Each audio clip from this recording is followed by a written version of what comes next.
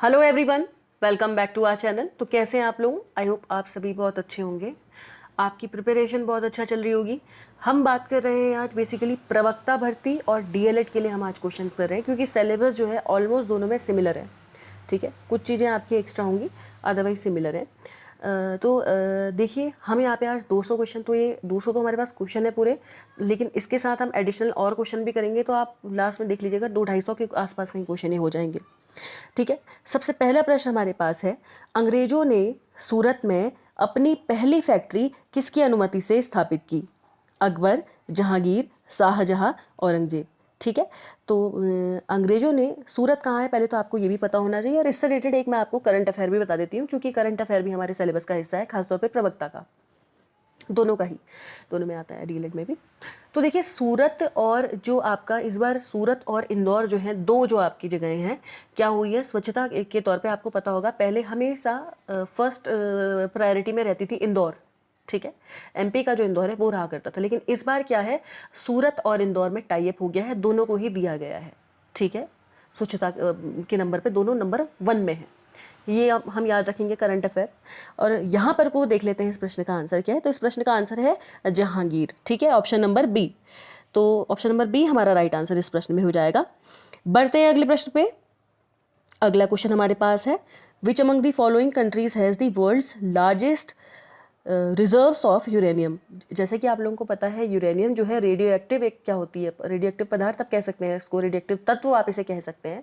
ठीक है, यू से इसे दिखाते हैं, 92U235। आप लोगों को ये भी थोड़ा थोड़ा पता होना चाहिए। कई बार जनरल साइंस में या इस तरह की क्वेश्चन आएंगे तो वहाँ पे क्वेश्चन आ जाते हैं कि परमाणु क्रमांक क्या है या क्या है। तो यूरेनियम का परमाणु क्रमांक है 92।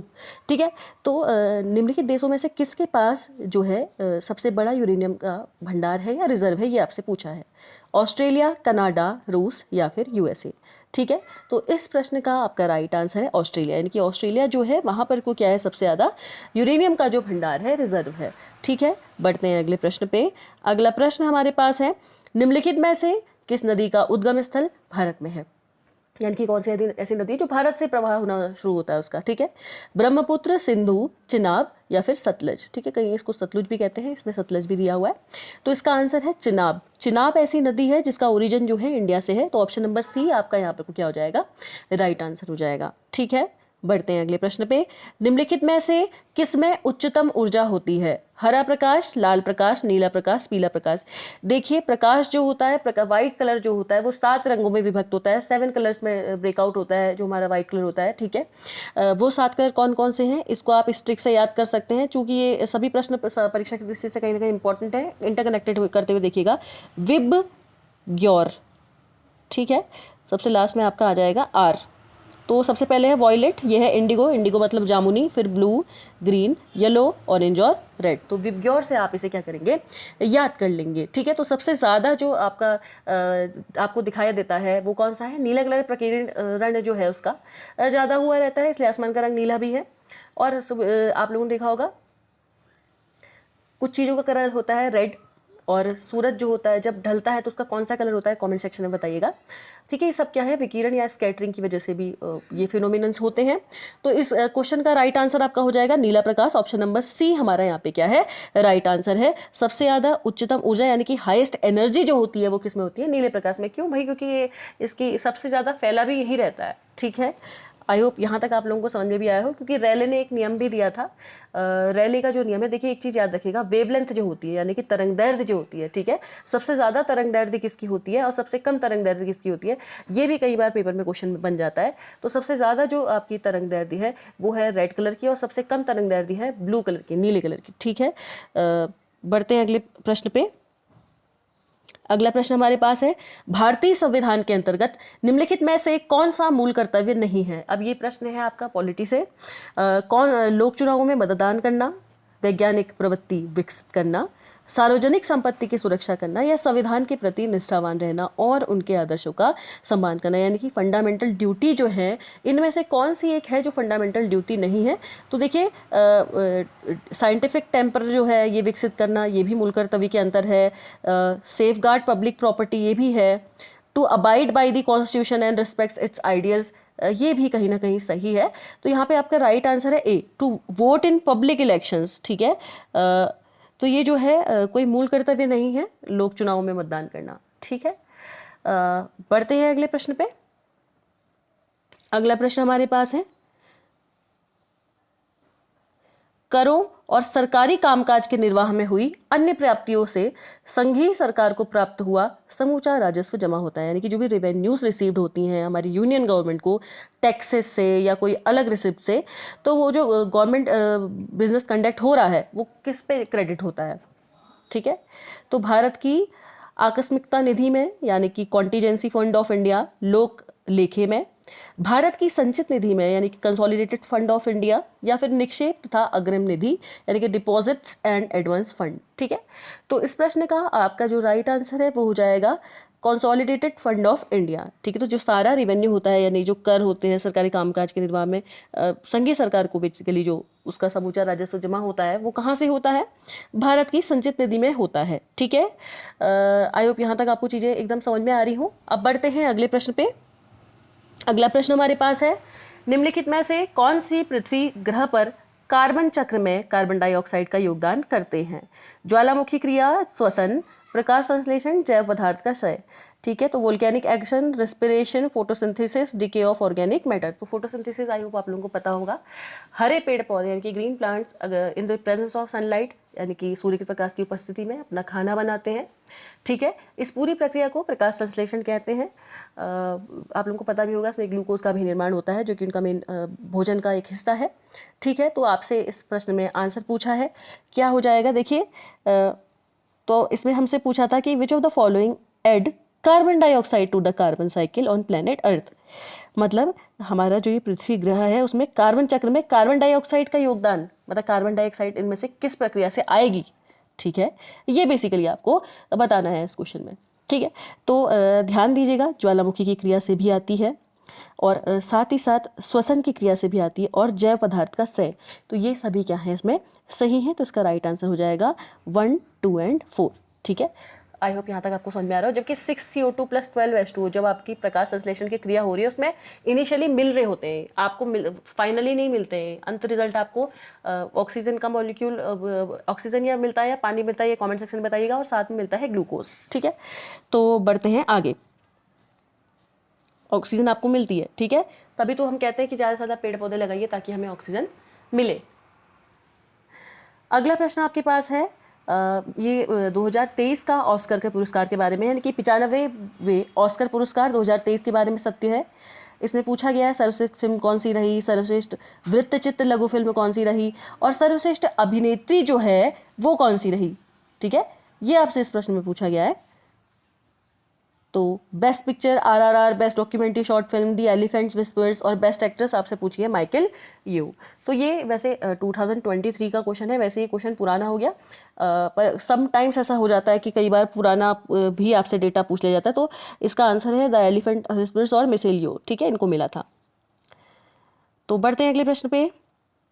विश्व प्रेस स्वतंत्रता दिवस मनाया जाता है। देखिए ये जो अलग अलग डेज होते हैं ना, ये बड़े पूछे जाते हैं, जैसे कि पर्यावरण दिवस आपको याद होना चाहिए, योग दिवस आपको याद होना चाहिए, है ना, 21 जून।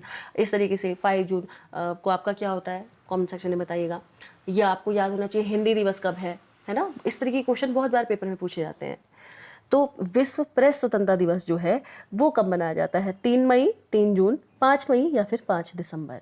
ठीक है, तो इसका राइट आंसर है 3 मई को, 3 मई को मनाया जाता है। ठीक है, ऑप्शन नंबर ए। बढ़ते हैं अगले प्रश्न पे। अगला प्रश्न हमारे पास है, खेलों के संबंध में निम्न में से कौन से कथन सत्य हैं।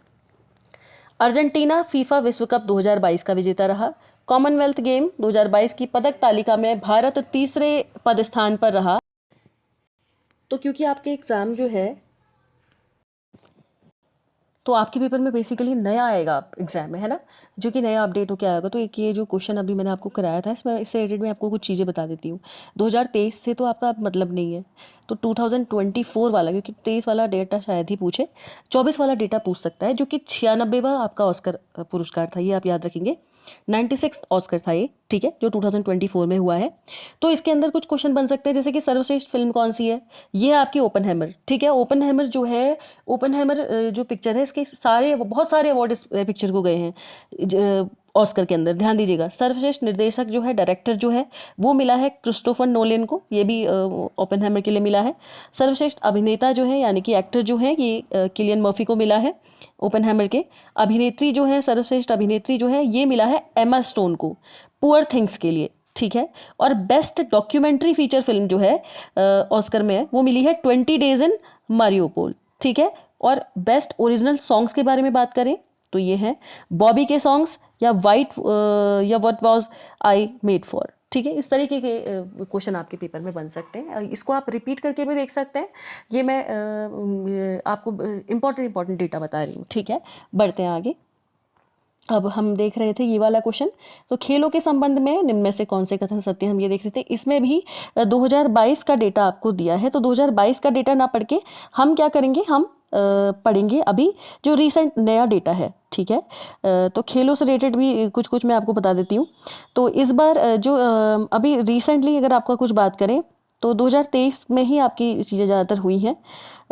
जैसे कि द्रोणाचार्य पुरस्कार मिला है आपका 3 जनों को, ध्यानचंद लाइफ टाइम पुरस्कार मिला है आपको 3 जनों को, ठीक है। इस तरह के क्वेश्चन कभी कभी पूछे जाते हैं कि इनमें से किसको मिला है, किसको नहीं मिला है। इसमें से आप याद रखेंगे मेजर ध्यानचंद खेल रत्न पुरस्कार जो होता है उसमें आपको 25 लाख रुपए की राशि दी जाती है, ठीक है।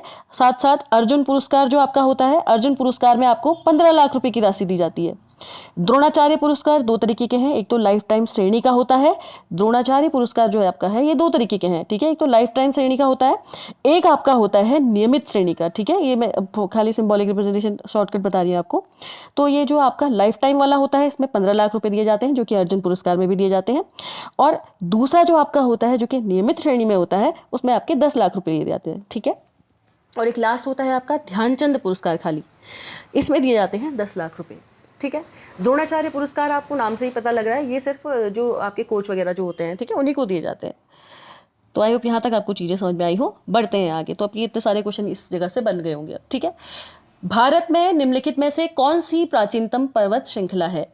सतपुड़ा, विंध्याचल, अरावली, गारो और खांसी, ठीक है। इनमें से आपको बताना है। तो इस प्रश्न का राइट आंसर जो हो जाएगा, सबसे प्राचीनतम बताना है आपको, ओल्डेस्ट माउंटेन बताना है, ये है अरावली, ठीक है। ऑप्शन नंबर सी आपका क्या हो जाएगा, राइट आंसर यहाँ पे हो जाएगा, ठीक है।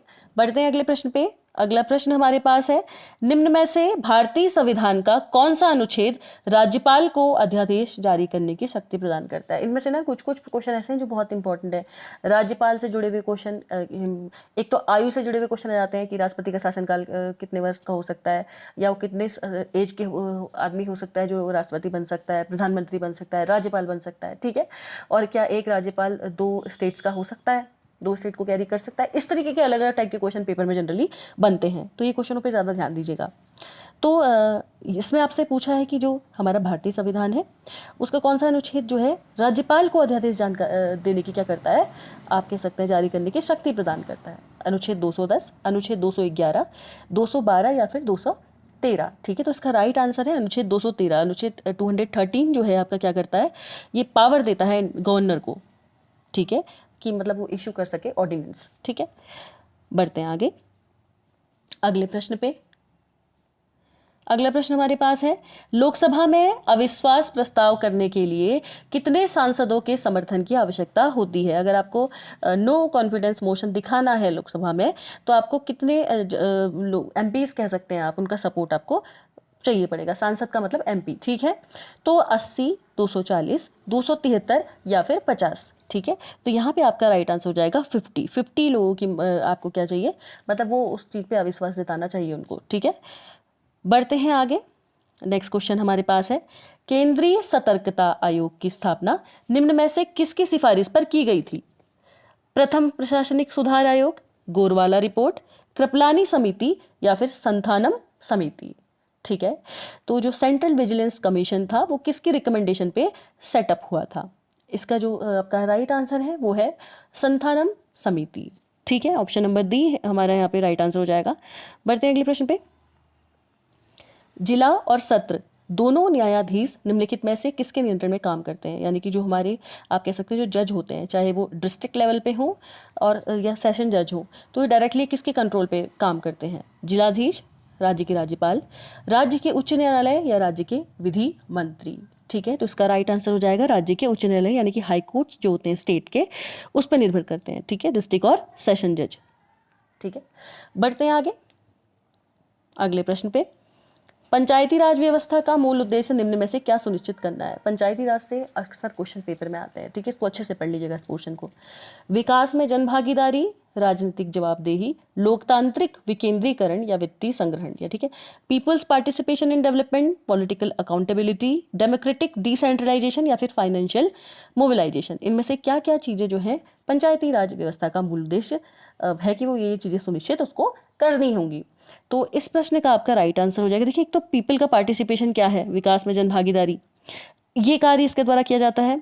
राजनीतिक जवाबदेही नहीं होता है इसमें। लोकतांत्रिक विकेंद्रीकरण इसके अंतर्गत आता है। वित्तीय संग्रहण भी नहीं आता। तो केवल फर्स्ट और थर्ड जिसमें है वो हमारा राइट आंसर हो जाएगा। ऑप्शन नंबर सी हमारा यहाँ पे को क्या हो जाएगा, राइट आंसर। बढ़ते हैं अगले प्रश्न पे। अगला प्रश्न हमारे पास है, निम्नलिखित में से किसका उपयोग प्राकृतिक मच्छर प्रतिकर तैयार करने में किया जाता है? यानी कि which one of the following is used in preparing a natural mosquito repellent. यानी कि आप लोगों ने देखा होगा कभी कभी मच्छर हमें बहुत काटते हैं, परेशान करते हैं, तो नेचुरली कैसे उनको रिपेल किया जाए, इसके लिए क्या यूज़ किया जाता है? एलिफेंट ग्रास, नट घास, लेमन घास या फिर दुर्वा घास। ठीक है, तो ये आपसे पूछा है, तो उसका राइट आंसर हो जाएगा। देखिए, लेमन ग्रास जो होती है ना, उससे मच्छर रिपेल होते हैं। ठीक है, तो ऑप्शन नंबर सी हमारा यहाँ पे क्या हो जाएगा, राइट आंसर हो जाएगा। ठीक है, बढ़ते हैं अगले प्रश्न पे। अगला प्रश्न हमारे पास है, झिरोली, जो कि आपको दिया गया है, कहाँ है? बागेश्वर के अंदर है। याद रखिएगा, झिरोली कहाँ है? बागेश्वर में। वो चंडाक, और चंडाक कहाँ है? पिथौरागढ़ में। कौन सा खनिज मुख्य रूप से पाया जाता है? मैग्नीसाइट, ग्रेफाइट, डोलोमाइट, जिप्सम। ठीक है, तो इसका राइट आंसर क्या हो जाएगा आपका? देखिए, आप लोगों ने सुना भी होगा, ये इनकी खान खुलती है बार बार, खड़िया की खान या इस तरीके की बोला जाता है जनरली बागेश्वर में। जहाँ जितने लोग बागेश्वर से देख रहे हैं कमेंट सेक्शन में कमेंट कीजिएगा। तो मैग्नेसाइट जो है, ये यहाँ पे मैग्नेसाइट की खान है झिरोली जो कि बागेश्वर में है, और चंडा जो कि पिथौरागढ़ में है। ठीक है, ग्रेफाइट आप लोगों को पता होगा, ग्रेफाइट क्या है? एक अधातु है और कार्बन का अपर रूप भी है, याद रखिएगा। पेंसिल वगैरह में ग्रेफाइट जनरली होता है। ठीक है, पहला ऐसा अधातु है जिसमें चमक, मतलब एक आप कह सकते हैं ऐसा अधातु है, अपवाद है, इसमें चमक पाई जाती है, जबकि अधातु में जनरली चमक नहीं पाई जाती है। ये धातु का गुण होता है। ठीक है, नॉन मेटल है ग्रेफाइट, और क्या पाई जाती है इसमें? चमक पाई जाती है एक तरीके की। ठीक है, शाइन होती है एक तरीके की। और बात करें जिप्सम की, तो जिप्सम जो है, जो कि हाथ में आप लोगों ने देखा होगा प्लास्टर जो लगता है, वो क्या होता है? प्लास्टर ऑफ पेरिस में जब पानी मिला दिया जाता है तो वो जिप्सम में कन्वर्ट हो जाता है, एक हार्ड सब्सटेंस बन जाता है जो कि जिप्सम के रूप में लगता है। ठीक है, या इसकी पीओपी वगैरह, पुट्टी वगैरह भी की जाती है, सब सेम चीज़ होती है। ठीक है, calcium sulphate 2 molecule of water. ठीक है, ये भी आप याद रख सकते हैं, CaSO4 × 2H2। वैसे इतना वो आएगा नहीं, लेकिन पर नाम कभी कभी पूछा जा सकता है। और अगर प्लास्टर ऑफ पेरिस पूछ जाए तो इसमें ½ H2 हो जाता है इसकी जगह पे। ठीक है, बढ़ते हैं आगे। अगला प्रश्न हमारे पास है, 1658 ईस्वी में किस मुगल शहजादे ने श्रीनगर गढ़वाल में शरण ली? देखिए, बहुत फेमस क्वेश्चन है, बहुत बार आ चुका है ये क्वेश्चन अलग अलग तरीके से। नजावत खान, सुलेमान सिको, दारा सिको या फिर मुर्जा मिगल। ठीक है, तो मुगल, इस तरीके के क्वेश्चन आते हैं पेपर में। इसका आंसर आपका है सुलेमान सिको। आप लोगों ने सुना भी होगा। सुलेमान सिको को किस मुगल से, मतलब सुलेमान सिको जो था एक मुगल से ज़्यादा था, इसने किसके शासनकाल में किसने इसको शरण दी थी? कमेंट सेक्शन में कमेंट करके बताइएगा किसने इसको शरण दी थी। बढ़ते हैं आगे, क्योंकि वो क्वेश्चन भी बहुत बार आया हुआ है। अगला क्वेश्चन है, भीमबेटका जो है एक जगह है, वो प्रसिद्ध है किसके लिए? जगह है क्या वो, या क्या वहाँ पे क्या है? प्रागैतिहासिक चित्रकला के लिए, स्तूपों के लिए, मूर्तियों के लिए या फिर मंदिरों के लिए? तो भीमबेटका जो है वो अपनी प्री हिस्टोरिक पेंटिंग्स के लिए बहुत ज़्यादा फेमस है। ठीक है, यहाँ पे पेंटिंग्स हैं बहुत सारी। प्रागैतिहासिक चित्रकला के लिए क्या है? ये फेमस है, जगह का नाम है भीमबेटका। ठीक है, बढ़ते हैं अगले प्रश्न पे। निम्नलिखित में से कौन सा राष्ट्रीय एकता को बढ़ावा देता है और स्थानीय हस्तशिल्प तथा सांस्कृतिक गतिविधियों को क्या करता है? समर्थन प्रदान करता है। खेल, सेवाएं, राष्ट्रीय विरासत या फिर पर्यटन। ठीक है, तो ये जो हमारा प्रश्न है इसका राइट आंसर आपका हो जाएगा। देखिए, कौन सी ऐसी चीज़ें जो कि प्रमोट करती है नेशनल इंटीग्रेशन को और प्रोवाइड करती है सपोर्ट जो कि लोकल हैंडीक्राफ्ट्स होते हैं या कल्चरल परसूट्स होते हैं। तो आप लोगों ने ध्यान दिया होगा, लोकल हैंडीक्राफ्ट वगैरह सामान। देखिए, लोकल का आदमी ऐसी चीज़ें लेना कम प्रेफर करता है। जो टूरिस्ट आता है वो ऐसी चीज़ें ज़्यादा पसंद करता है कि यहाँ का कल्चर ये है, यहाँ से ये ले जाऊँ। हम भी कहीं अगर किसी दूसरी जगह जाते हैं तो वहाँ से नोटिस करते हैं बेसिकली कि अच्छा इस स्टेट में क्या फेमस है, तो will take that, so that हमें याद रहेगा कि हाँ ये यहाँ का कल्चरल चीज़ है ना। तो इसी तरीके से यहाँ पर को भी आपसे प्रश्न पूछा गया है, तो उसका राइट आंसर आपका हो जाएगा टूरिस्ट, ठीक है। यानी कि पर्यटन जो होते हैं, पर्यटन जो है इसमें क्या होता है, आपका जो स्थानीय हस्तशिल्प कला होती है इनको क्या मिलता है, कहीं ना कहीं समर्थन प्रदान होता है। बढ़ते हैं अगले प्रश्न पे, टूरिज्म में, ठीक है। कांग्रेस द्वारा भारत की पूर्ण स्वतंत्रता के लक्ष्य की घोषणा किस अधिवेशन में की गई? देखिए आप लोगों को पता होगा बहुत सारे अधिवेशन किए गए जिनके तहत अलग अलग काम किए गए, चाहे वो शिक्षा में भी किए गए हैं वैसे भी किए गए हैं, उनसे रिलेटेड भी कुछ चीज़ें आप लोग याद रखिएगा, ठीक है। जैसे कि वर्धा कमेटी क्या थी, जाकिर हुसैन की जो कमेटी थी वो क्यों बनाई गई थी, इस तरीके के प्रश्न भी कभी कभी पेपर में पूछ ले जाते हैं। और जो आपका कैलकटा है कमीशन है ये क्यों हुआ, और साथ ही साथ जैसे कि हार्टोक आयोग है, सेडलर कमेटी है ये क्यों बनी, वुड डिस्पैच कब आया था, ठीक है। इस तरीके के प्रश्न पेपर में पूछे जाते हैं। जैसे हंटर कमीशन 1882 ये पूछ ले जाता है डायरेक्ट। तो कांग्रेस द्वारा भारत की पूर्ण स्वतंत्रता के लक्ष्य की घोषणा कब करी गई थी, ये आपसे इसमें पूछा है। कलकत्ता अधिवेशन में, लाहौर अधिवेशन में, इलाहाबाद अधिवेशन में, या इनमें से कोई नहीं, ठीक है। तो लाहौर जो अधिवेशन हुआ था उसके अंतर्गत ये किया गया था, ऑप्शन नंबर बी, और 1929 में 1929 में किया गया था, ठीक है। बढ़ते हैं अगले प्रश्न पे। राज्य में कितने राज्य समुद्री तट रेखा से लगे हुए हैं? 10, 9, 8 या फिर 6? भारत में पूछा है आपसे, ठीक है। भारत में कितने राज्य जो हैं वो समुद्री तट रेखा से लगे हुए हैं, और आपको दिया भी हुआ है यहाँ पे ऑप्शन, ठीक है। तो इस प्रश्न का आपका राइट आंसर हो जाएगा ऑप्शन नंबर बी, 9 जो है वो क्या लगे हैं, समुद्री तट रेखा से लगे हुए। ये क्वेश्चन भी आजकल ट्रेंड में है, बहुत बार पूछा जा रहा है, रिपीटेड, ठीक है, लेक्चर में तब भी आ सकता है।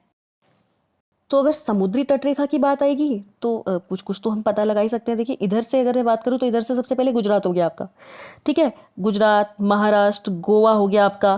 फिर इधर आएंगे, अगर हम नीचे आएंगे, कर्नाटक, केरल, ठीक है, तमिलनाडु, आंध्र प्रदेश आपका हो जाएगा। और राइट साइड, मतलब अगर हम इस साइड आए तो यहाँ पे आपका पश्चिम बंगाल और उड़ीसा यहाँ से हो जाएंगे, ठीक है, वेस्ट बंगाल और उड़ीसा। तो कितने हो गए, 9 हो गए। दोबारा से मैं रिपीट कर देती हूँ, गुजरात, महाराष्ट्र, गोवा, कर्नाटक, केरल, तमिलनाडु, आंध्र प्रदेश, उड़ीसा और पश्चिम बंगाल, ठीक है। अगर हम बात करें इधर साइड से बात करें तो इधर साइड से आप बात करोगे तो यहाँ पे गुजरात आएगा, फिर नीचे आपको पता है मुंबई आ जाएगा, गोवा आ जाएगा, कर्नाटक आ जाएगा, केरल आ जाएगा, तमिलनाडु आ जाएगा, बीच में होंगे ऑब्वियसली, ये मैं मैपिंग के थ्रू नहीं बता रही हूँ आपको। इधर पश्चिम बंगाल यानी कि वेस्ट बंगाल आ जाएगा, और इधर कहीं उड़ीसा आ जाएगा, ठीक है। तो ये इस तरीके से 9 आपकी है जो छूते हैं। अब बढ़ते हैं अगले प्रश्न पे। अगला क्वेश्चन हमारे पास है, निम्न में से कौन सा प्राकृतिक बहुलक नहीं है? नेचुरल पॉलीमर इनमें से कौन सा नहीं है? सेलुलोज, प्लास्टिक, रेशम या फिर रबर, ठीक है। तो ये जो प्रश्न है इसका राइट आंसर आपका है प्लास्टिक। प्लास्टिक नेचुरल नहीं है, ये आर्टिफिशियल है, आप लोगों को पता भी होगा, और बहुत टाइम तक ये आप कह सकते हैं इस मतलब ख़त्म भी नहीं होता है, बहुत टाइम लगता है इसको ख़त्म होने में, ठीक है, डिकम्पोज होने में बहुत ज़्यादा टाइम इसमें लगता है। इसीलिए हम कहते हैं एनवायरमेंट फ्रेंडली नहीं है, जितना हो सके कम से कम प्लास्टिक का यूज़ हमें करना चाहिए। सेलुलोज, रेशम और रबड़ क्या है आपके नेचुरल हैं, ठीक है। पढ़ते हैं आगे अगले प्रश्न पे। अगला प्रश्न हमारे पास है, कंप्यूटर से ये क्वेश्चन है, कंप्यूटर में निम्न में से कौन से उच्च स्तरीय भाषा को मशीनी भाषा में बदलता है? मतलब कौन सा ऐसा आप कह सकते हैं टूल है, या आप कह सकते हैं कन्वर्टर है जो कि क्या कन्वर्ट करता है हाई लेवल लैंग्वेज को मशीन लैंग्वेज में, ठीक है, इन कंप्यूटर।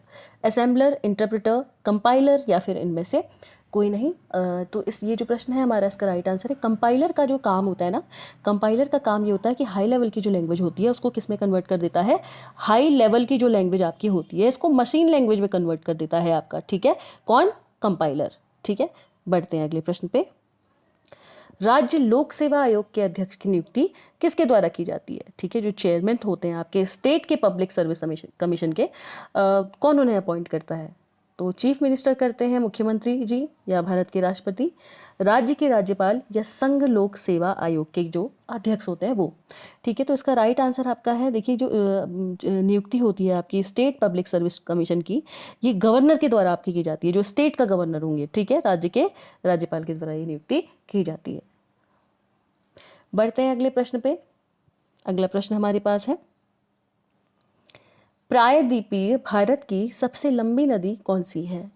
कृष्णा, महानदी, नर्मदा या फिर गोदावरी, ठीक है। यानी कि आपका जो पेनिसुलर इंडिया है उसके अंदर जो लॉन्गेस्ट रिवर है वो आपसे पूछी गई है यहाँ पे। तो इसका राइट आंसर आपका हो जाएगा गोदावरी, जो है हमारी प्रायद्वीपीय भारत की सबसे लंबी नदी है, ठीक है।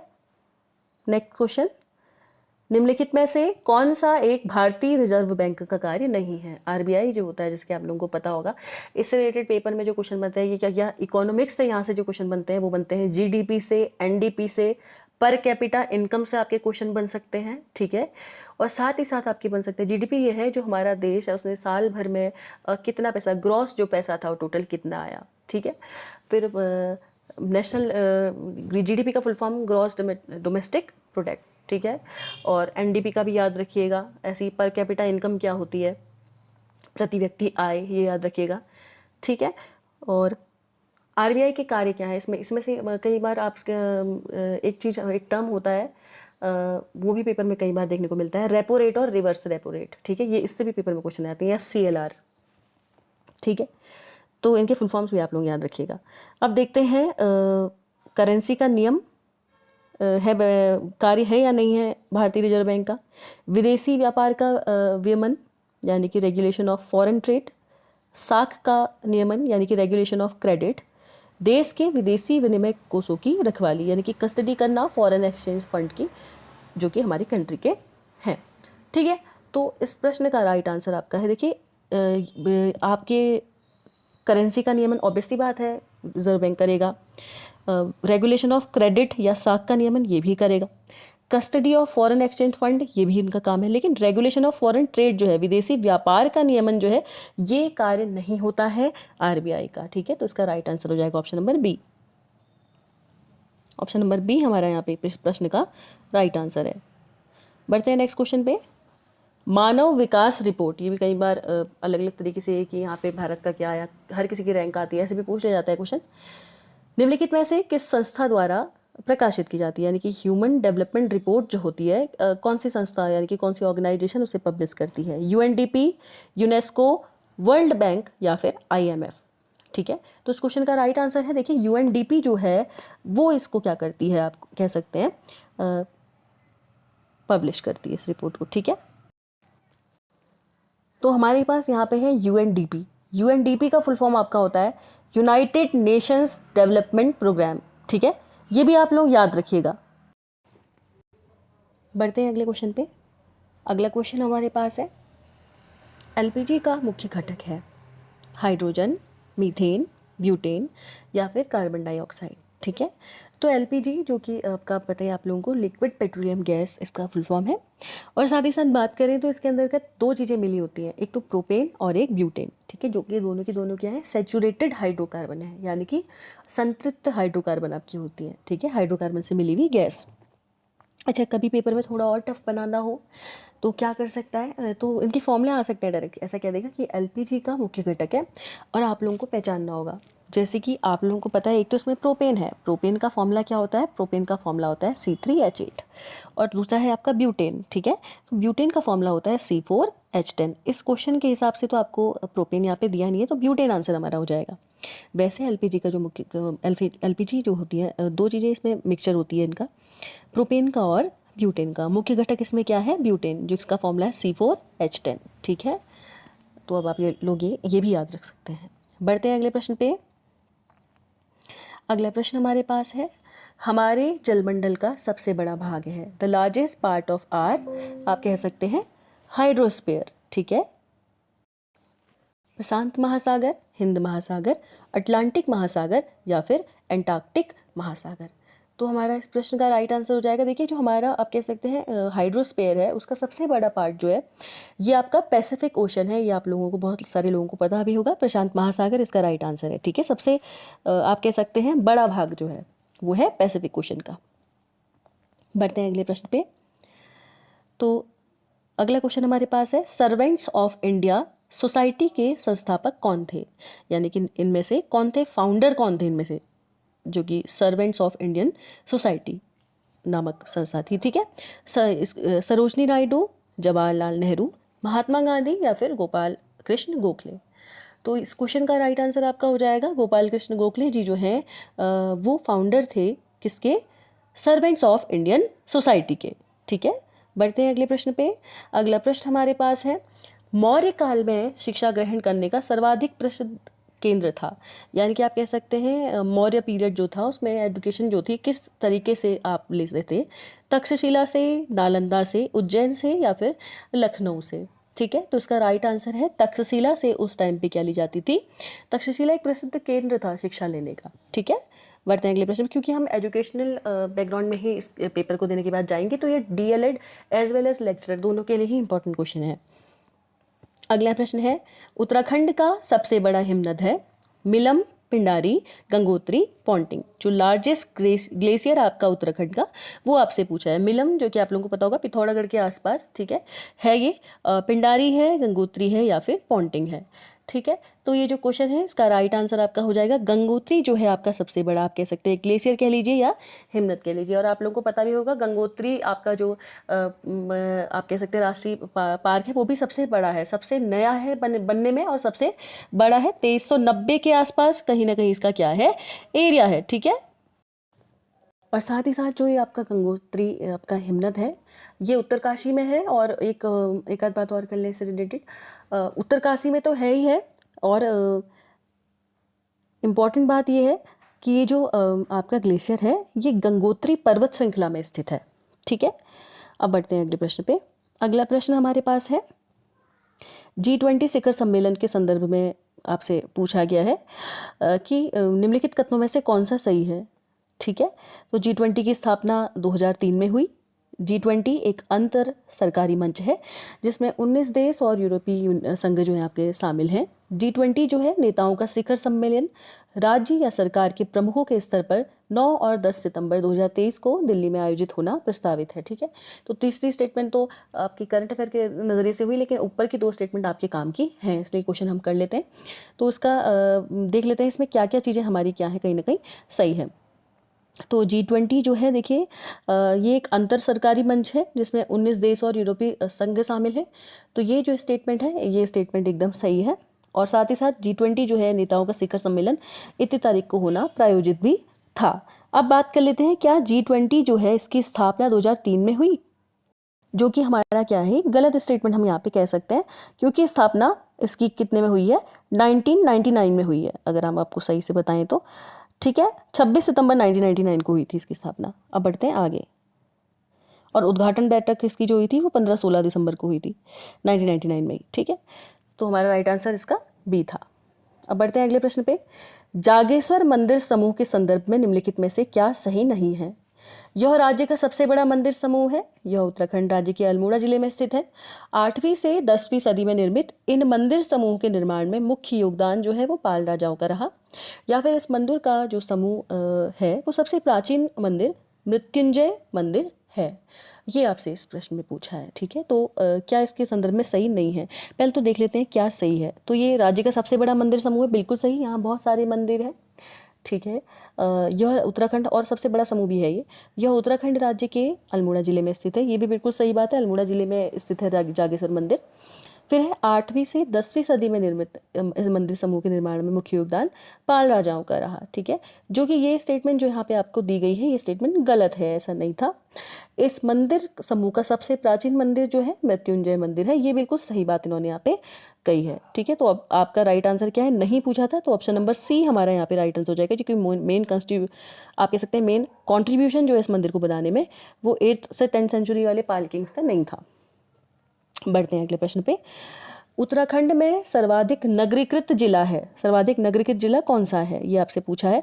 देहरादून, हरिद्वार, उधम सिंह नगर या फिर नैनीताल। ठीक है, तो उसका राइट आंसर आपका हो जाएगा देहरादून जो है सर्वाधिक नगरीकृत आपका क्या है, जिला है। जबकि अगर आपसे न्यूनतम नगरीकृत पूछा जाता तो बागेश्वर ऑप्शन में नहीं दिया गया, बागेश्वर है। ठीक है, बढ़ते हैं अगले प्रश्न पे, हरिद्वार जो है जनसंख्या की दृष्टि से सबसे ज़्यादा है, आपको पता ही होगा, सबसे ज़्यादा जनसंख्या यहाँ पे निवास करती है। ठीक है, लिंगानुपात सबसे ज़्यादा कम है हरिद्वार का, और सबसे ज़्यादा लिंगानुपात जो है वो है अल्मोड़ा का। ठीक है, और 963 जो है वो आप लोगों को पता होगा उत्तराखंड का लिंगानुपात है, जबकि 943 जो है हमारी इंडिया का क्या है, लिंगानुपात है। ठीक है, बढ़ते हैं अगले प्रश्न पे। तो अगला क्वेश्चन हमारे पास है, नेत्रदान में प्रदाता की आंख के निम्नलिखित में से कौन से भाग का उपयोग किया जाता है, आइरिस का, रेटिना का, कॉर्निया का या फिर लेंस का। तो याद रखिएगा खासतौर पे आई डोनेशन में डोनर की आई का कौन सा पार्ट उपयोग में लाया जाता है, यूटिलाइज किया जाता है, ये इस क्वेश्चन में पूछा है। आइरिस तो आप लोगों ने देखो ना, सबकी आंखों का कलर अलग अलग सा होता है, किसी का ग्रीन, ग्रे, ब्लैक, ब्राउन, है ना।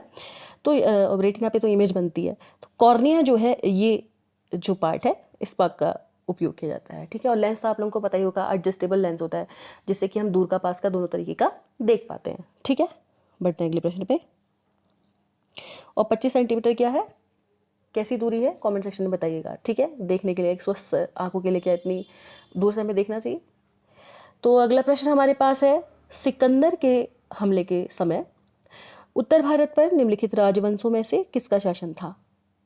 नंद, कण्व, सुंग या फिर मौर्य, ठीक है। तो ये जो क्वेश्चन आपका है, इस क्वेश्चन का राइट आंसर आपका हो जाएगा नंद। नंद वंश का उस टाइम पे राज्य था, ठीक है, शासन था। बढ़ते हैं अगले प्रश्न पे। 1943 में आज़ाद हिंद फौज यानी कि INA अस्तित्व में आई। INA का फुल फॉर्म याद रखिएगा, इंडियन नेशनल आर्मी इसका फुल फॉर्म है, ठीक है। जापान में, बर्मा में, सिंगापुर में या फिर जर्मनी में। इसमें इंटरनेशनल क्वेश्चंस भी आपके आ रहे हैं, आप लोग देख पा रहे होंगे। इसका राइट आंसर आपका है सिंगापुर में, ठीक है। तो इस तरीके के क्वेश्चन भी हमें ध्यान देने होंगे। बढ़ते हैं अगले प्रश्न पे। गोल गुंबद कहाँ स्थित है? हैदराबाद में, आगरा, सासाराम या फिर बीजापुर, ठीक है। तो ये जो क्वेश्चन है, इसका राइट आंसर आपका है, देखिए गोल गुंबद जो है, गोल गुंबद जो है पेपर में अक्सर पूछी जाती है। बीजापुर के अंदर आपकी गोल गुंबद है, ठीक है। तो आई होप आप लोगों को यहाँ तक चीज़ें एकदम समझ में आ रही होंगी। तो बीजापुर जो कि कर्नाटक में आपका है, ठीक है। बढ़ते हैं अगले प्रश्न पे। निम्नलिखित में से कौन सी मिट्टी सबसे अधिक उपजाऊ है? तो मिट्टी बहुत सारे तरीके की होती है, लेटेराइट मिट्टी, बलुई दोमट मिट्टी, जलोढ़ मिट्टी, लाल मिट्टी, काली मिट्टी भी होती है ना। तो कौन सी जगह पे है, कौन सी जो मिट्टी है आप कह सकते हैं सबसे ज़्यादा अधिक उपजाऊ होती है, उपजाऊ जो ज़मीन है कौन सी मिट्टी से होगी, ठीक है। तो ये हमारा राइट आंसर हो जाएगा इसका एलुवियल जो सॉइल होती है, ये सबसे ज़्यादा फर्टाइल होती है, मोस्ट फर्टाइल। फर्टाइल का मतलब होता है उपजाऊ, ठीक है। तो जलोढ़ मिट्टी भी आप इसे कह सकते हैं। जलोढ़ मिट्टी जो है सबसे ज़्यादा क्या होती है, ये उपजाऊ मिट्टी होती है, ठीक है। तो इसका आंसर हो जाएगा ऑप्शन नंबर सी। बढ़ते हैं अगले प्रश्न पे। निम्न में से कौन सूर्य से आने वाली पराबैंगनी किरणों को अवशोषित करता है? कार्बन डाइऑक्साइड, जलवाष्प, ओजोन परत या फिर ऑक्सीजन गैस। आई होप ये क्वेश्चन सभी को आता होगा। ऑक्सीजन गैस जो है सूर्य से आने वाली जो आपकी विषैली किरणें, UV रेज होती हैं, पराबैंगनी किरणें होती हैं, उनसे हमें क्या करती है, बचाती है। अब तो आप लोग देख रहे हैं धीरे धीरे उस पर भी छेद होने लगे हैं, जिससे कि इतने गंदे गंदे बीमारियां जो हैं वो फैल रही हैं, ठीक है। तो इस बचने के लिए हमें क्या करना चाहिए, पेड़ लगाने चाहिए, पॉल्यूशन कम से कम करना चाहिए, ठीक है। बढ़ते हैं अगले प्रश्न पे। निम्नलिखित में से कौन सा एक ऑपरेटिंग सिस्टम नहीं है? यूनिक्स, लिनक्स, जावा या फिर विंडोज़ 11, ठीक है। तो ये जो क्वेश्चन है आपसे ऑपरेटिंग सिस्टम के बारे में पूछा गया। देखिए यूनिक्स जो है एक ऑपरेटिंग सिस्टम है, लिनक्स भी है, विंडोज़ 11 भी है। जावा एक लैंग्वेज है क्या, कमेंट सेक्शन में बताइएगा। जावा एक ऑपरेटिंग सिस्टम नहीं है, ठीक है। तो जावा हमारा क्या हो जाएगा यहाँ पे, राइट आंसर हो जाएगा ऑप्शन नंबर सी, हमारा यहाँ पे हो जाएगा राइट आंसर, ठीक है, ठीक है। तो हाई लेवल क्लास बेस्ड आपकी लैंग्वेज है जावा, तो ये यहाँ पे नहीं हो जाएगा। बढ़ते हैं अगले प्रश्न पे। तो यहाँ पे प्रांतों में द्वैत शासन जो होता है, डायरकी जो इम्प्लीमेंट होती है, वो किस एक्ट के अंतर्गत है? भारत परिषद अधिनियम 1909, भारत शासन अधिनियम 1919, भारत शासन अधिनियम 1935 या फिर इनमें से कोई भी नहीं, ठीक है। तो इसका राइट आंसर आपका हो जाएगा भारत शासन अधिनियम यानी कि गवर्नमेंट ऑफ इंडिया एक्ट 1919, ठीक है। इसके अंतर्गत जो है डायरकी जो है वो क्या करी है, प्रणाली अपनाई गई है या लागू की गई है। बढ़ते हैं अगले प्रश्न पे। महात्मा गांधी को सर्वप्रथम राष्ट्रपिता किसने कहा था? जवाहरलाल नेहरू, वल्लभ भाई पटेल, श्री गोपालाचारी या फिर सुभाष चंद्र बोस। तो महात्मा गांधी को राष्ट्रपिता का जो दर्जा है या राष्ट्रपिता कहा गया था, वो कहा गया था सुभाष चंद्र बोस जी के द्वारा, ठीक है। बढ़ते हैं अगले प्रश्न पे। लाल बाल पाल जो है ये भी बड़े इंपॉर्टेंट है, इनसे भी क्वेश्चन पेपर में बनता है। अगला प्रश्न है, निम्नलिखित का सही कालानुक्रम क्या होगा? मैंने आपको जैसे कि बताया भी था सेशन को शुरुआत में ही कि ये कुछ प्रश्न बहुत महत्वपूर्ण है, क्योंकि ये एजुकेशन से कहीं ना कहीं रिलेटेड है। वुड का dispatch act, Macaulay minute, sergeant education और इंडियन एजुकेशन यानी कि हंटर कमीशन के नाम से जिन्हें हम जानते हैं। अच्छा, ये क्वेश्चन हमें कैसे आएंगे? इन क्वेश्चनों को आने के लिए हमें पूरा पूरा पता होना चाहिए कि ये चीज़ें कब कब आई हैं, है ना। तब हमें एकदम क्लैरिटी के साथ इनका पता लगा सकते हैं। तो इसमें पहले हम समझ लेते हैं थोड़ा सा ये कब कब आई हैं चीज़ें, ठीक है। तो याद रखेंगे, सबसे पहले आपका मैकाले मिनट जो है, मतलब वुड डिस्पैच दिया है सबसे पहले, ये आया है आपका 1854 में। मैकाले मिनट के बारे में बात करूं, मैकाले मिनट आपका आया था 1834 में। सार्जेंट कमीशन आपका आया है 1944 में, जबकि हंटर कमीशन आया है 1882 में, ठीक है। इसके हिसाब से आप लगा लीजिए, सबसे पहले आपका आया 1834, यानी कि मैकाले मिनट सबसे पहले आया। इसके बाद आपका वुड एजुकेशन एक्ट आया 1854 में। इसके बाद आपका हंटर कमीशन आया 1882 में। इसके बाद आया आपका 1944 में सार्जेंट एजुकेशन कमीशन, ठीक है। तो 2, 1, 4, 3 ये आपका ऑप्शन नंबर ए में है। ऑप्शन नंबर ए हमारा क्या हो जाएगा यहाँ पे, राइट आंसर हो जाएगा। सबसे पहले वुड, देखिए अलग अलग तरीके से अंग्रेजों की शासन प्रणाली थी कि पहले फूट डाल के राजनीति करके पढ़ाना चाहते थे। उन्होंने कहा यार कुछ लोगों को तो पढ़ाना ही पड़ेगा, तो सबसे पहले वुड डिस्पैच एक्ट लाए, ठीक है। नहीं सॉरी, मैकाले मिनट आया, ठीक है। अब वो क्या चाहता था कि वो उसने बड़ा खतरनाक काम करा। वो मतलब इसमें बीच में इन्होंने फिल्ट्रेशन थ्योरी भी लाए। इन्होंने क्या करा कि इन्होंने कहा कि यार समाज का जो ऊंचा तबका है उनको पढ़ा देते हैं, फिर वो बंदा किसी और को पढ़ाएगा, फिर वो 3 किसी और को पढ़ाएंगे, या 3-4 जो भी हैं ग्रुप के अलोंग ऐसे ऐसे करके पढ़ाते जाएंगे। जिससे क्या होता कि अब आप बताइए, पहुँचते पहुँचते पहुँचते पहुँचते लास्ट वाले तक क्या, क्योंकि सामने वाला क्या पढ़ रहा है उसके अकॉर्डिंग वो अपने अकॉर्डिंग दे रहा, तो छन छन के शिक्षा जाती, ठीक है। ऐसी नीति इन्होंने खेली। तो उसके बाद आया वुड का डिस्पैच एक्ट। तो उन्होंने कुछ कार्य अलग किए। आप शिक्षा का मैग्ना कार्टा भी, वुड डिस्पैच एक्ट को शिक्षा का मैग्ना कार्टा भी कहा जाता है, क्योंकि इसने काफ़ी हद तक सुधार की, अन्य चीज़ों के बारे में बात करी, ठीक है। तो वुड डिस्पैच एक्ट में ये सारा काम हुआ। फिर आपका हंटर कमीशन जो कि 1882 में आया। तो इसमें प्राइमरी एजुकेशन पे, थोड़ा बहुत एलिमेंट्री एजुकेशन पे, खासतौर पे वुमेन एजुकेशन पे हल्का फुल्का ध्यान इसके अंतर्गत दिया गया। फिर सार्जेंट एजुकेशन जो आपका है 1944, ये तो आपके देश आज़ाद होने से कुछ टाइम पहले ही, 1947 से 44, 3 साल पहले ही अप्रॉक्सीमेटली आया। सबसे लास्ट भी एजुकेशन के अंदर उस टाइम पे था, ठीक है। तो आई होप आपको ये चीज़ें यहाँ तक अच्छे से समझ में आई हो। तो ऑप्शन नंबर फर्स्ट हमारा यहाँ पे क्या हो जाएगा, राइट आंसर हो जाएगा, ठीक है। अगला क्वेश्चन, निम्नलिखित में से किसका अधिकतम ईंधन मान होता है। यानी कि देखिए फ्यूल वैल्यू होती है सबकी अलग अलग, ठीक है। कैलोरीफिक वैल्यू होती है, फ्यूल वैल्यू होती है। तो हाईएस्ट फ्यूल वैल्यू किसकी है, हाइड्रोजन की, चारकोल की, प्राकृतिक गैस की, या गैसोलीन की, ये इससे पूछा गया है। तो देखिए एनसीईआरटी में क्लास 7वीं या 8वीं की बुक है, उसमें दिया गया है, ठीक है। शायद जहाँ तक है 8th की बुक में है शायद ये। तो आप लोग देख लीजिएगा कैलोरीफिक वैल्यू, ठीक है। ये यहाँ से भी पेपर पे कभी कभी क्वेश्चन आते हैं। एक पर्कुलेशन सॉइल का कुछ होता है, 7th क्लास में दिया है। इन सब चीज़ों से भी क्वेश्चन पेपर में देखने को अब मिल रहे हैं। तो हाइड्रोजन इसका क्या हो जाएगा, आपका राइट आंसर हो जाएगा। कैलोरीफिक वैल्यू भी कह लीजिए या फ्यूल वैल्यू कह लीजिए, सबसे ज़्यादा किसकी है, हाइड्रोजन की। यानी कि आप कह सकते हैं उतना ज़्यादा पॉल्यूशन ये फैलाएगी कि नहीं फैलाएगी, कमेंट सेक्शन में बताइएगा, ठीक है। अगला क्वेश्चन है, भारत के विभाजन के समय भारतीय राष्ट्रीय कांग्रेस के अध्यक्ष कौन थे। यानी कि जब भारत का पार्टीशन हो रहा था तब कौन थे इंडियन नेशनल कांग्रेस के, आप कह सकते हैं प्रेसिडेंट, श्री राजगोपालाचारी, जेबी कृपलानी, जवाहरलाल नेहरू, या फिर मौलाना अबुल कलाम आज़ाद, ठीक है। तो ये जो क्वेश्चन है इसका राइट आंसर आपका है जेबी कृपलानी, जो है उस टाइम पे क्या थे, इंडियन नेशनल कांग्रेस के क्या थे, प्रेसिडेंट थे, ठीक है। ऑप्शन नंबर बी हमारा राइट आंसर हो जाएगा। अगला प्रश्न है, निम्नलिखित में से किसने राष्ट्रकूट साम्राज्य की क्या रखी, नींव रखी। ध्रुव ने, अमोघ वंश फर्स्ट, कृष्ण फर्स्ट, या दंती दुर्ग, ठीक है। तो जो सब कह सकते हैं आप फाउंडेशन जो रखी गई है राष्ट्रकूटा एम्पायर की, बहुत इंपॉर्टेंट है। राष्ट्रकूट साम्राज्य से अक्सर पेपर में क्वेश्चन देखे जाते हैं। तो दंती दुर्ग जो है इन्होंने इसकी क्या रखी थी, नींव रखी थी, ठीक है। बढ़ते हैं अगले प्रश्न पे। अगला प्रश्न है, अब देखिए ये जो यहाँ से जो क्वेश्चंस हैं, ये क्वेश्चंस आपके क्या हैं, अब ये आपके रीजनिंग वाले क्वेश्चन है। पहले हम कौन से क्वेश्चन निपटाएंगे जो वो आपके स्टैटिक जीके से हैं, या ऐसे पोर्शन है जो हमें सीधे हम करें, फिर उसके बाद हम समझने वाली चीज़ों पे जाएंगे, ठीक है।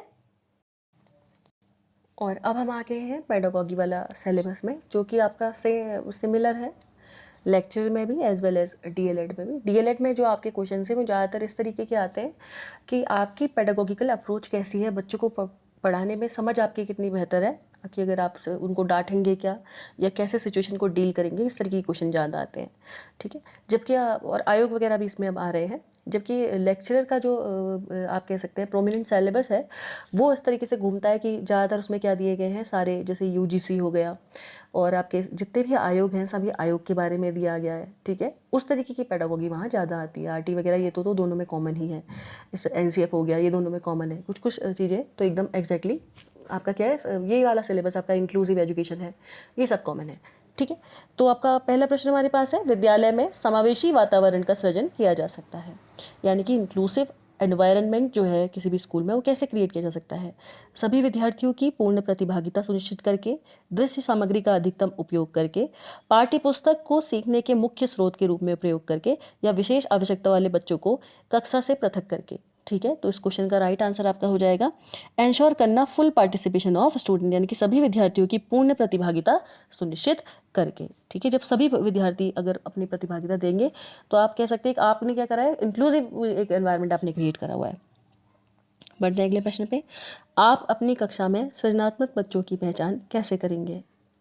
यदि वह किसी कविता या कहानी का सृजन स्वयं करता है, यदि वह किसी कविता का पाठ करता है, यदि वह किसी किताब में दी गई कहानी को सुनाता है, यदि वह पुस्तक में दिए गए चित्र को देखकर बनाता है। ठीक है, तो आप लोग आई होप समझते हैं सृजनात्मकता का मतलब होता है खुद के बेस पे बच्चा क्या कर रहा है, वो खुद से क्या चीज़ें बाहर लेके आ रहा है, वो इंपॉर्टेंट है। अगर वो कहीं से रेसाइट करेगा या फिर आप कह सकते हैं किसी पर्टिकुलर बुक से देख के स्टोरी बता रहा है आपको और पिक्चर ऑब्जर्व करके बना रहा है कहीं से, इससे नहीं। अगर वो खुद बनाएगा, खुद अपने माध्यम से अगर वो किसी चीज़ का सृजन करेगा, क्रिएट करेगा कोई चीज़, तो वो ज़्यादा सही होगा। तो ऑप्शन नंबर ए हमारा इस प्रश्न में क्या हो जाएगा, राइट आंसर हो जाएगा।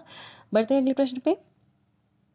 कथन 1 और 2 आपको दिया गया है, किसी विद्यार्थी के सीखने को प्रभावित करने वाला बहुत से कारक हैं, और कथन 2 है, आयु और परिपक्वता सीखने को प्रभावित करने वाला जैविक कारक है। ठीक है, दोनों कथन जो है आपके असत्य है। कथन 1 सत्य है, कथन 2 असत्य है। दोनों असत्य है या एक सत्य, असत्य और सत्य।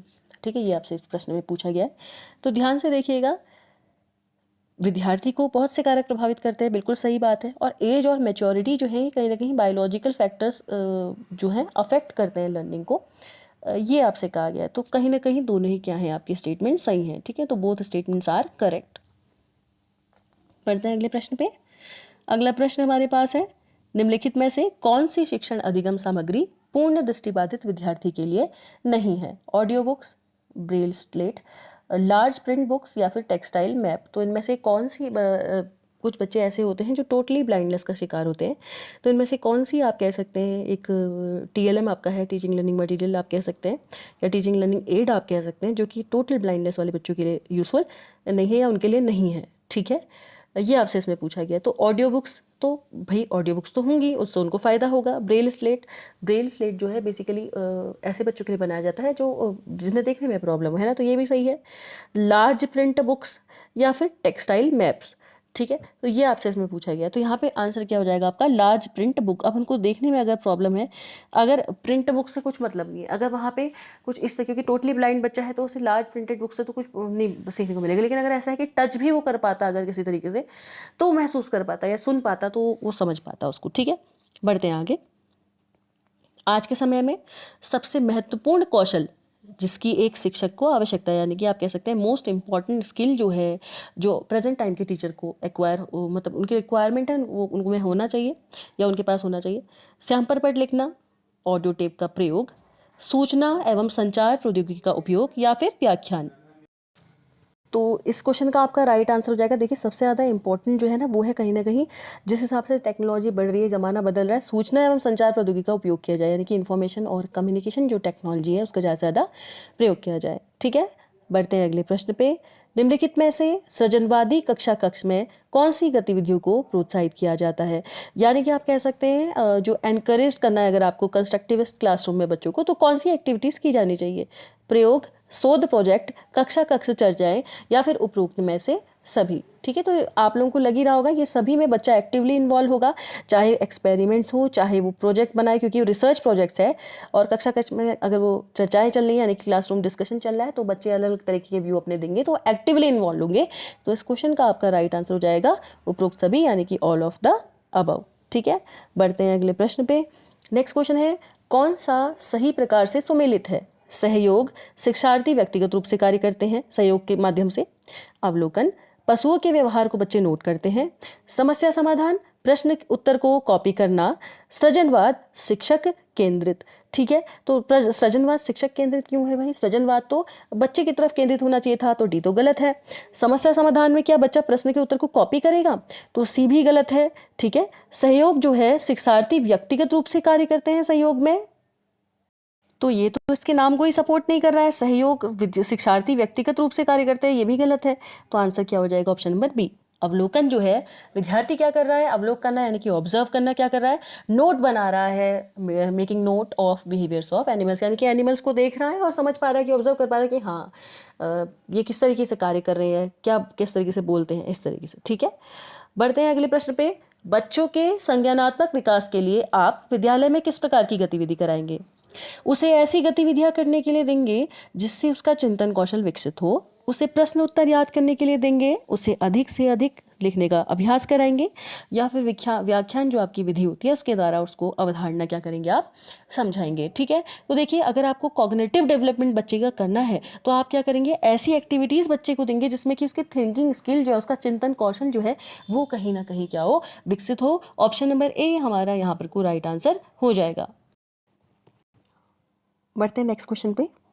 अगला क्वेश्चन हमारे पास है, वर्तमान समय में शिक्षक की भूमिका है सुगमकर्ता की, समाज सेवी की, वक्ता की, या उपरोक्त में से कोई नहीं। तो जैसे कि हम एनसीएफ में भी पढ़ते हैं, टीचर को फैसिलिटेटर होना चाहिए, डिक्टेटर नहीं, यानी कि सुगमकर्ता उसे एक होना चाहिए। ठीक है, बढ़ते हैं अगले क्वेश्चन में। यदि आपकी कक्षा में कोई विशेष आवश्यकता वाला बच्चा है तो आप क्या करेंगे? उसकी ओर ध्यान नहीं देंगे, उस पर अतिरिक्त ध्यान देंगे, बहुसंवेदी तकनीक का प्रयोग शिक्षण में करेंगे, यानी कि मल्टी सेंसरी अप्रोचेस आप टीचिंग में अपनी यूज़ करेंगे, एक्स्ट्रा अटेंशन बच्चे को देने की कोशिश करेंगे, दोनों बी और सी। तो इनमें से आपको ऑप्शन यहाँ पे छांटना है।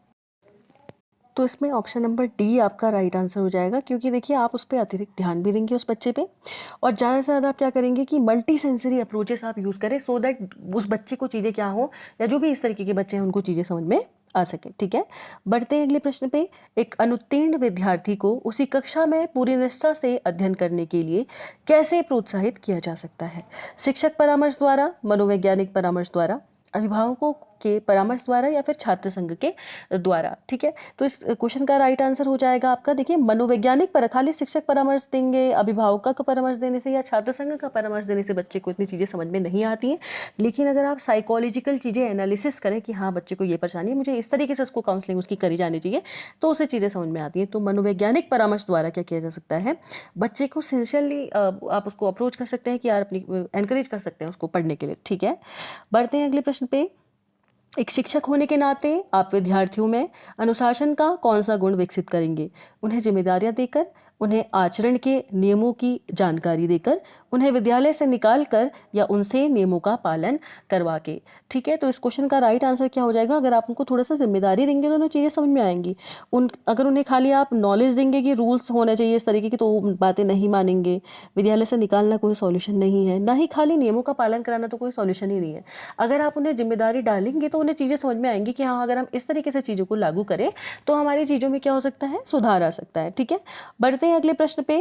विद्यार्थी सबसे अच्छा सीखते हैं सुनकर, पढ़कर, करके, या फिर देखकर। तो देखिए जब तक बच्चा एक्टिवली इन्वॉल्व नहीं होगा ना, उसे उतनी तरीके से चीज़ें, इतने अच्छे तरीके से चीज़ें यहाँ पे समझ में आने वाली नहीं है। तो इसका राइट आंसर आपका हो जाएगा, विद्यार्थी जो होते हैं वो करके, यानी कि एक्टिवली इन्वॉल्व होकर चीज़ों को ज़्यादा अच्छे तरीके से करते हैं। ठीक है, आई होप यहाँ तक आपको चीज़ें समझ में आ रही हो। ये क्वेश्चन अभी आप लोगों को समझ में आ गया हो 162। ठीक है, तो रिस्पॉन्सिबिलिटी वाला मैंने इसका बताया था आपको, और इस क्वेश्चन में हो गया एक्टिवली इन्वॉल्व होके। ठीक है, यानी कि करके बच्चा क्या करेगा, ज़्यादा अपना बेस्ट सीख पाएगा। ठीक है, अगला प्रश्न हमारे पास है, यदि शिक्षक छात्रों के सृजनात्मक चिंतन को बढ़ाना चाहता है तो उसे अधिक ध्यान केंद्रित करना चाहिए, अभिसारी चिंतन पर, अपसारी चिंतन पर, दोनों पर, या फिर इनमें से कोई नहीं। अगर कोई टीचर है जो कि चाहते हैं बच्चे में क्रिएटिव थिंकिंग बढ़े, तो उन्हें क्या करना चाहिए, कन्वर्जेंट थिंकिंग में बढ़ावा दिया जाना चाहिए उनको द्वारा, या डाइवर्जेंट थिंकिंग में।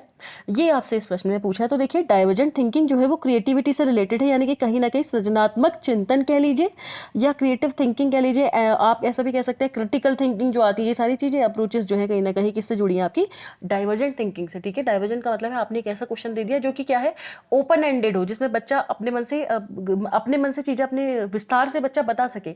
अगर आप उनको क्लोज एंडेड क्वेश्चन दे रहे हैं, जैसे आपने पूछ लिया ताजमहल कहाँ है, तो बच्चे ने बता दिया आगरा में है, सिंपली आपने पूछा, खत्म हो गया। है ना। लेकिन अगर आपने कहा कि बताइए, अब आपने क्वेश्चन का लेवल थोड़ा सा बढ़ा दिया है और आपने पूछा है कि बताइए गैल्वेनीकरण एक प्रोसेस है, तो गैल्वेनीकरण जो प्रोसेस है आपको क्या लगता है इसमें क्या क्या एग्जाम्पल हो सकते हैं जिसके थ्रू आप कह सकते हैं कि जंग लगने से किसी वस्तु को बताया जा सकता है। तो खाली जिंक की परत चढ़ाना ही सॉल्यूशन है या कोई और भी हम यूज कर सकते हैं, इस तरीके का आप अगर पूछेंगे तो बच्चा अपने जो आंसर होगा, अपने उनका जो टर्म होगा वो ब्रॉड होगा थोड़ा, वो अपनी तरफ से बताने की कोशिश करेगा उसको। ठीक है, बढ़ते हैं अगले प्रश्न पे। अगला प्रश्न हमारे पास है, प्रारंभिक अवस्था में बच्चों की भाषा का विकास करने के लिए शिक्षक को भाषा सीखने के किस सिद्धांत को अपनाना चाहिए? संबद्धीकरण, अनुकरण, पुनर्बलन या ये सभी? तो देखिए ये याद रखिएगा, प्रारंभिक यानी कि प्राइमरी लेवल पे यहाँ पे बात हो रही है। ठीक है, तो बिगिनर्स के लिए बेसिकली बात हो रही है। तो ये सभी यानी कि समृद्धिकरण जो कि एसोसिएशन है, मानी आपने कोई चीज़ बताई उसको पीछे वाले से जोड़ के एसोसिएट करके आपने पढ़ाया। इमिटेशन भी कई बार बच्चों को करवाना पड़ता है क्योंकि छोटे बच्चों को इतने जल्दी यूजुअली सीधे अंडरस्टैंडिंग लेवल उनका डेवलप नहीं होता है, सबसे पहले मेमोरी लेवल पे वो होते हैं। ठीक है, और लास्ट है रीइंफोर्समेंट। रीइंफोर्समेंट का मतलब ये होता है बच्चे ने कुछ करा तो आपने कहा कि हाँ गुड, आपने अच्छा कार्य किया है, क्योंकि बहुत से बच्चे इसमें ऐसे भी होंगे जो भी सीधे डीएलएड के लिए कर रहे होंगे, तो उनके लिए भी मैं बता देती हूँ। रीइंफोर्समेंट का मतलब ये है बच्चे ने कुछ अच्छा काम किया तो आपने कहा कि वेरी गुड, तो बच्चा रीइंफोर्स होता है उससे और फिर वो काम करने की प्रबल क्षमता उसमें बढ़ती है। ठीक है, बढ़ते हैं अगले क्वेश्चन पे। अगला क्वेश्चन हमारे पास है, शिक्षण सहायक सामग्री यानी कि जो आपके main types of teaching ads होते हैं, टीचिंग लर्निंग मटेरियल भी आप कह सकते हैं, वो कौन से हैं? श्रव्य सामग्री, दृश्य सामग्री, दृश्य श्रव्य सामग्री। तो ऑडियो विजुअल जो एड्स होते हैं उसमें आप सुन भी सकते हैं और देख भी सकते हैं। ठीक है, तो ये वैसे सभी के सभी हैं, लेकिन ज़्यादा अगर आप अच्छा मतलब इसका आंसर चाहें तो इसका आंसर क्या हो जाएगा कि ऑडियो एड्स भी इंक्लूड हैं, विजुअल भी है, ऑडियो विजुअल भी है, तो ऑल ऑफ दीज इसका राइट आंसर हो जाएगा। ठीक है, मुख्य प्रकार में सभी आ गए। ठीक है, ऑडियो विजुअल मत लगाइएगा इसमें, कुछ लोग कंफ्यूज भी हो जाते हैं। अगला प्रश्न है, निम्नलिखित में से शिक्षण की विशेषता कौन सी है? शिक्षण एक जटिल सामाजिक प्रक्रिया है, शिक्षण एक व्यावसायिक गतिविधि है, शिक्षण एक अंतःक्रिया है या उपरोक्त सभी? ठीक है, तो इस क्वेश्चन का राइट आंसर आपका हो जाएगा, देखिए सभी के सभी क्या है, कहीं ना कहीं आप कह सकते हैं विशेषताएं हैं टीचिंग की। एक जटिल सामाजिक प्रक्रिया भी है, व्यावसायिक गतिविधि, इसके बाद आप व्यावसायिक तौर पे कदम बढ़ाते हैं, अंतःक्रिया तो है, इंटरेक्शन तो ये आपका है, इंटरेक्टिव प्रोसेस है। ठीक है, तो ऑल ऑफ दीज इसका राइट आंसर है। अगला प्रश्न है, शिक्षण की निम्नलिखित अव्यवस्थाओं में से मूल्यांकन की अवस्था कौन सी है? पूर्व क्रिया अवस्था, अंतः क्रिया अवस्था, उत्तर क्रिया अवस्था या इनमें से कोई नहीं? तो प्रीएक्टिव, और इस थोड़ा सा इसका मतलब समझ लेते हैं। ये फेजेस ऑफ टीचिंग होते हैं, प्रीएक्टिव, इंटरेक्टिव और पोस्ट एक्टिव। प्रीएक्टिव का मतलब क्या है? देखिए प्रीएक्टिव का मतलब ये है टीचर ने अब आज कोई टॉपिक पढ़ाना है, उससे पहले वो तैयारी करते हैं कि हाँ मुझे ये पढ़ाना है, लेसन प्लान बना लिए, ये सारी चीज़ें तैयारी करते हैं कि हाँ मैं इस तरीके से बच्चों को पढ़ाऊंगा, मैं ये मॉडल यूज़ करूंगा, ये सब। ठीक है, और इंटरेक्टिव का मतलब क्या है? जब वो बच्चों के साथ इंटरेक्शन कर रहे हैं, जब बच्चों को पढ़ा रहे हैं, वो बच्चों को पढ़ा रहे हैं, बच्चा भी रिस्पॉन्ड कर रहा है, ये सारा जो प्रोसेस चल रहा है इंटरेक्शन का है।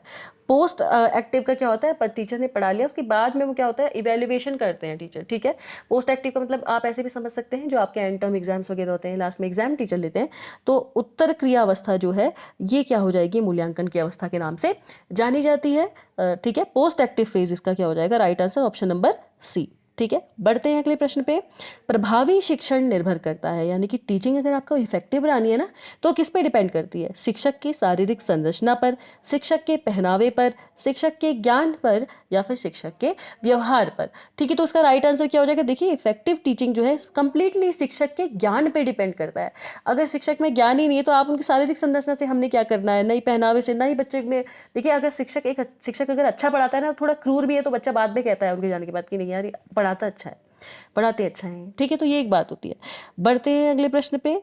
अगला प्रश्न हमारे पास यहाँ पर को है, नेक्स्ट क्वेश्चन हमारे पास है, यदि एक छात्र कक्षा में विलंब से आता है तो शिक्षक को उसे बाहर निकाल देना चाहिए, उसे कठोर दंड देना चाहिए और प्रधानाचार्य को सूचित करना चाहिए, कई दिनों तक उसे अनुपस्थित दिखाना चाहिए, या फिर उसके साथ सहानुभूति एवं समझदारी से व्यवहार करना चाहिए?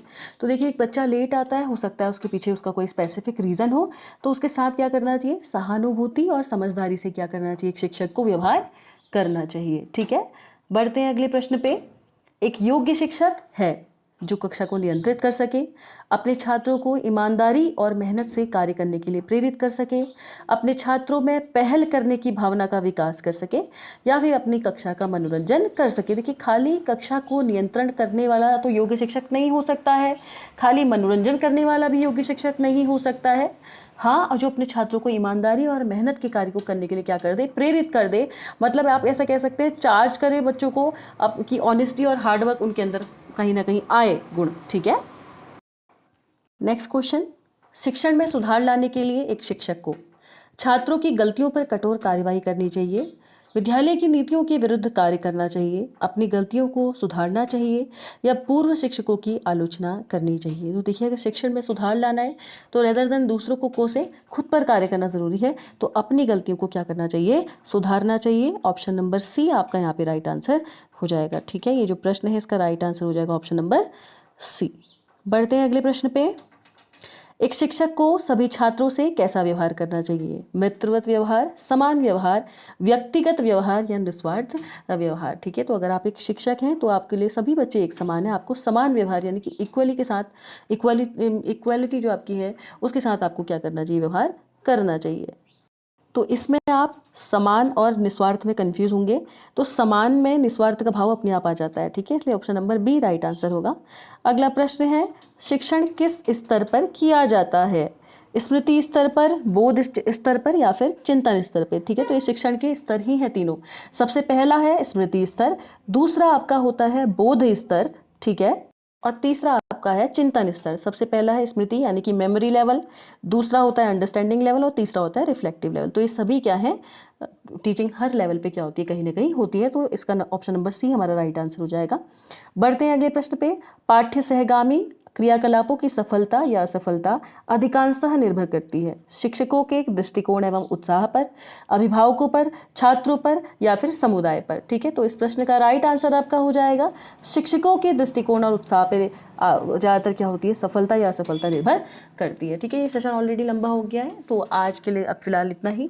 मिलते हैं नेक्स्ट सेशन पे। अभी जितने भी क्वेश्चन हैं पूरे क्वेश्चन कंप्लीट कराए जाएंगे, और एक्स्ट्रा क्वेश्चन कराए जाएंगे जो बार बार रिपीटेड हैं, हर तरीके की कॉम्पिटिशन में आ रही है, और कोशिश की जाएगी कि हर टॉपिक से रिलेटेड ब्रॉड में भी आपको चीज़ें बताई जाए। अगर आपको ये कंटेंट समझ में आया हो, अच्छा लगा हो, तो please do like, share, comment and subscribe our channel, so that we can get motivated और अच्छा आपके लिए कंटेंट लाएंगे। तो आपके क्या थे, PYQ ये आपका है।